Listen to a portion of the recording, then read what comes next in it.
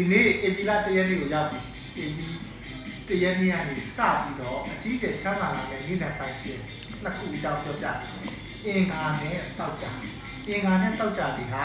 ဒီနေ့ဒီအချိန်ကနေစပြီးတော့အကြီးအကျယ်ချမ်းသာလိုက်တဲ့အိုးအိမ်ကြီးနေရာထိုင်ခင်းရွှေငွေရတနာအကုန်လုံးအဝင်ကြီးပဲရှိတယ်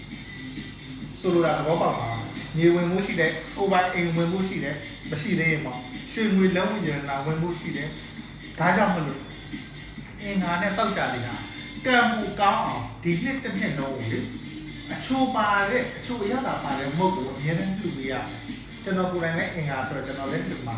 ကျွန်တော်မိတ်ဆွေတွေတက်နေတယ်ပါတယ်အင်္ဂါနဲ့တောက်ကြလေးပါတယ်ကြော်သွားနေရှိရအောင်လားရှိလိုက်ပါဒီဗီဒီယိုလေးမှာခင်ဗျားတို့ရဲ့အကျိုးအတွက်ကိုကျွန်တော်လမ်းညွှန်ပေးထားတာပါအင်္ဂါနဲ့တောက်ကြလေးအကြီးအကျယ်ချမ်းသာမဲ့အချိန်ကိုရောက်ပြီ